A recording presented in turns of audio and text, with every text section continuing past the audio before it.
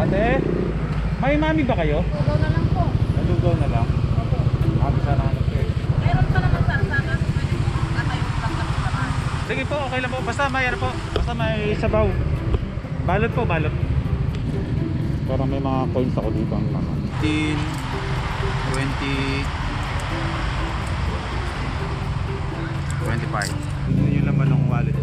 Magkano ba ako? Bulaklak po.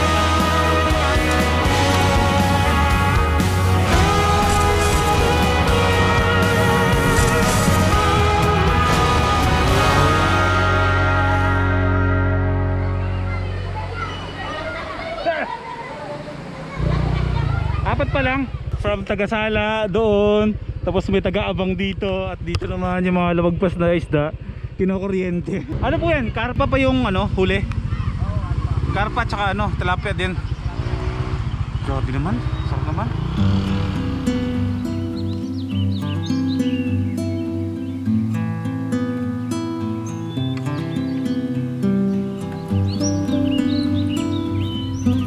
Yan ba yung mga huli doon? Sa baba? Oh, sige. Magkano binibenta yung pag ganyan? Ang kilo ng malalaki. 100 ang kilo. Dito po. Oh, pag malalaki. Tilapia, sa tilapia, di ba? Kasi mamaya pagbalik ko, babalik ako eh. Ito naman yung karpa. Oh, bayan po yung karap. Oh, di pa ako nakatikim ng karpa kahit kailan. Anong kadalasang luto dyan, bro? Ito nga, masarap yan, tsaka paksiw. Dito paksiw. Inihaw, masarap. Inihaw. Sige, try natin mamaya. Pagbalik natin meron pa. Ha? Salamat, salamat.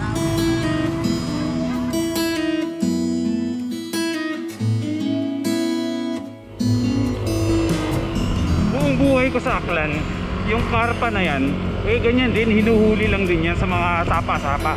Lalo na kapag bumabaha. Umaapaw lang yan sa mga creek din sa amin sa highway eh. Pero, ang tanong doon, bakit hanggang ngayon di ako nakakatikim ng karpa? Kaya masyadong common sa amin yan sa Aklan. Bira. Tuloy tayo sa biyahe mga first timers. When I think of every time you let me down, I start to lose control. A lot of weakness. I never told you I was mad.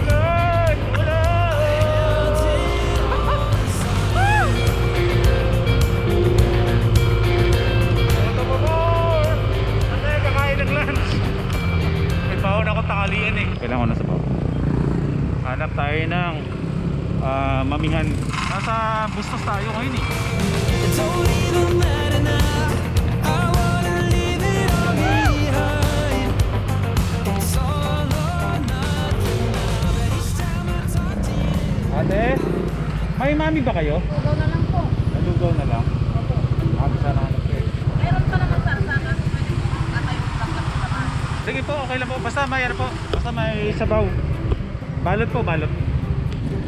Parang may mga coins ako dito ang laman. Bakit ganito na yung barya natin? Iba-iba na yung hugis.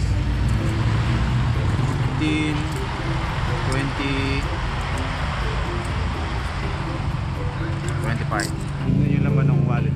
Magkano ba ako? Bulaklak po. Sige po. Anong bulaklak po yun? Alam ko ng baboy. Parang yung ginagawang chicharong bulaklak? Sige po, kayo po, pala. Ang habol ko lang po yung ano, sabaw. May laman naman. O patubig. Eh, naubos yung tubig. Okay na po yan. Napakadaming isdang ano nahuli. Karpa. Libre ng karpa, tsaka tilapia. Tapos pagkahuli, sabay benta sa kalsada. Solid eh. Rock and roll eh. Hindi po man ako doblein. Okay na po, ilalagay ko rin po dito. Okay po, salamat. Pwede na to, maghanap tayo ng pwede ko munang ano, paghintuan, saka kakain muna ako ng tanghalian. Tom Jones na!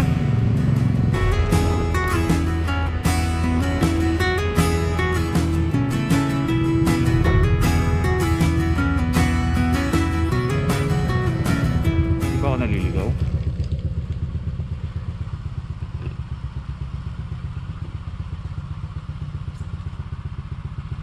Naliligaw nga.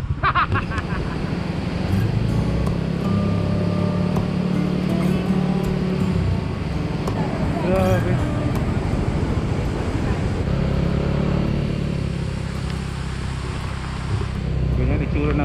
dam kapag malakas ang tubig. Pag nagpapakawala ng tubig. Sir, dito na tayo eh. Dito na ako maghanap ng pwedeng kainan. Hindi ko na ako makikisilong sa mga ano na yan, tubo at kulang pera ko. 400 din ako. Magpapagas pa ako uwi.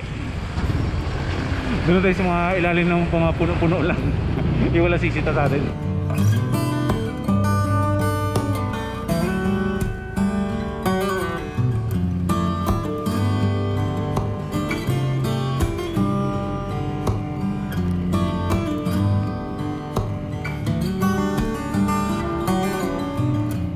Nasa buwan na tayo.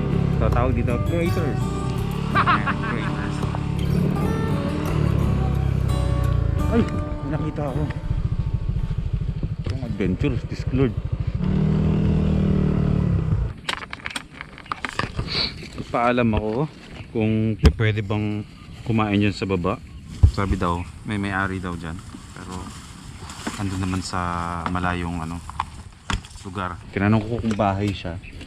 Hindi naman daw, pahingaan lang. So feeling ko pwede naman tayo, makikisilong naman tayo eh. Tapos kakain lang ako ng tanghalian. Tapos lalarga tayo ulit. Sana wag lang lumakas yung ulan talaga, kasi hindi tayo makakatuloy sa pupuntahan natin kung saan saan man yan kung malakas yung ulan. Samahan nyo muna akong kumain.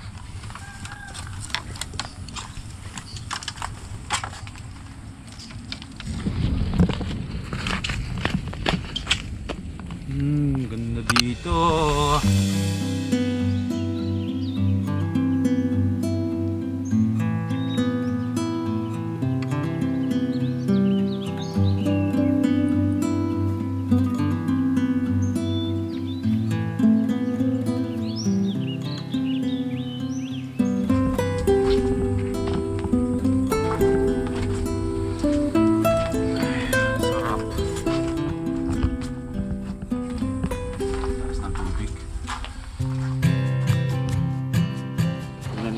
Kayo may-ari nito, makikituloy lang po ako saglit. Ito yung mga baon. Actually kaya 100 pesos lang naman yung dala kong pera sa wallet, kasi may baon naman talaga ako para may iwasan na lang wala sa planong paggastos sa daan.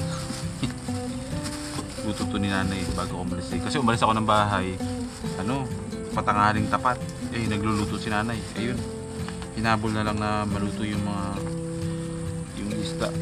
Uy, sarap pala ng mga ulam ko eh. Oh, meron akong tilapia. Oh, hindi to yung tilapia kanina hinuhuli dun ba yan? Meron ako ditong crabs na maliliit, tsaka yung binili ko kanina na tay, makikikain lang po ha. Similong lang po ako. Tapos yung mami kanina. Siguro yun yung may-ari, kasi nagbagal siya ng takbo. Sinisilip niya ako.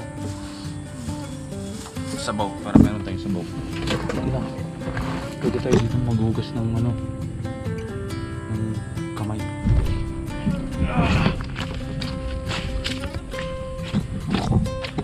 Saan ba pwede? Dito na lang.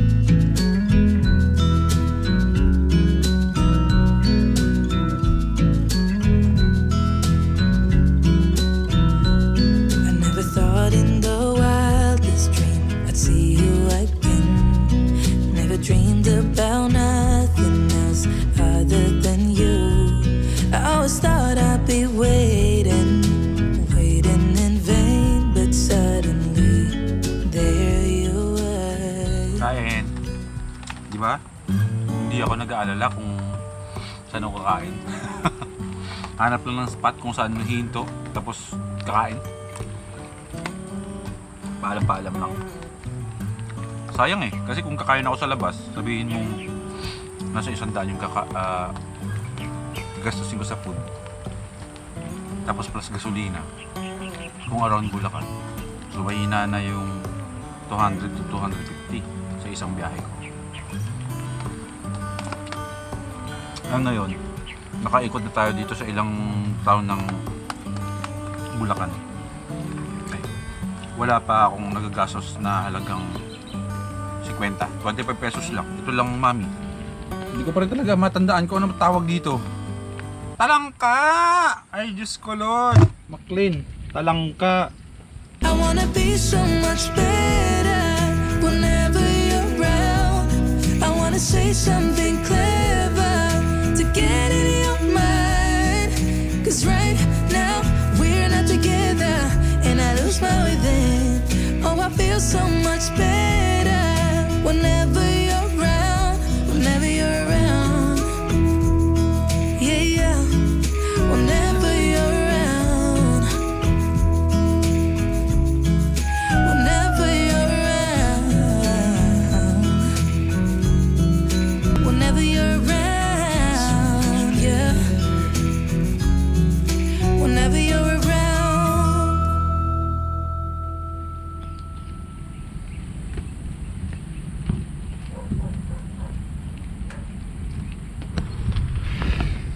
Sarap tumambay dito.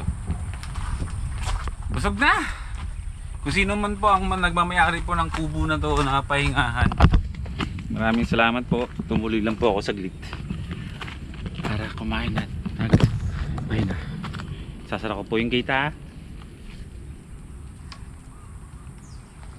Don't leave a trace, Boy B. My God!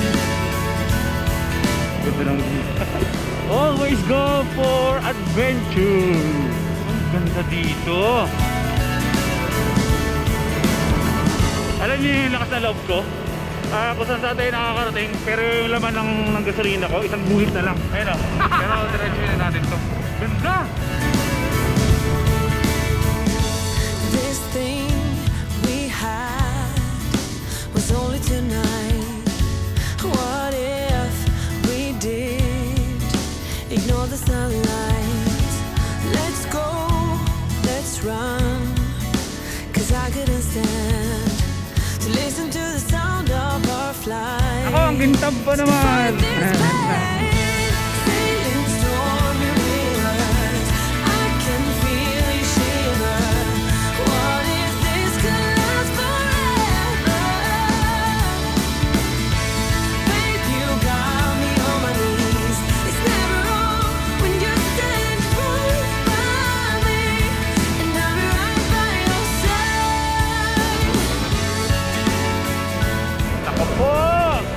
Sa malakas na ulan. Uwi na tayo mga first timers. Bukas ulit ha. Kaya ulit tayo bukas. Magkita-kita ulit tayo bukas sa panibagong adventure dito sa probinsya ng Bulacan. Sana gumanda tuloy-tuloy yung panahon. Hindi yung pag ganito para tuloy-tuloy yung mag-iikot natin. Okay, so see you.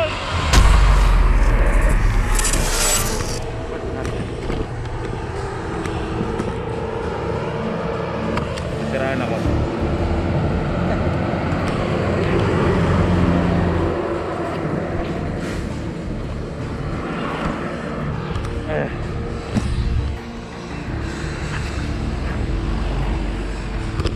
Nasira si Madonna.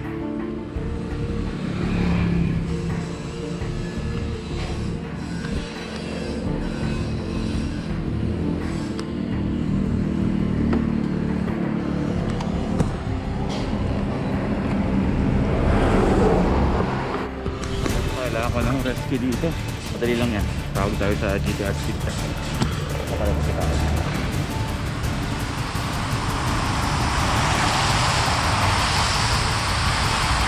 Hello? Mal, ano?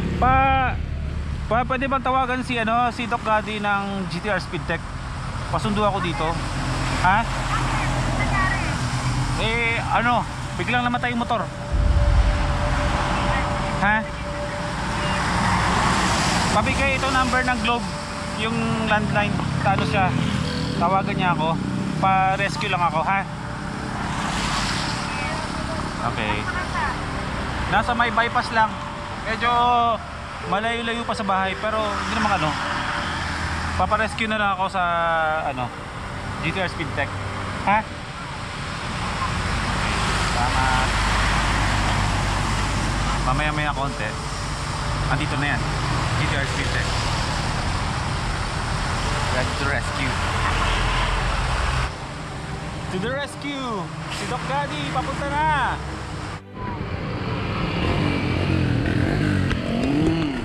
Rescue din! Ganun gagawin sa atin mamaya, feeling ko. Tutulak tayo ng paa. Papuntang ano, GTR Speed Tech.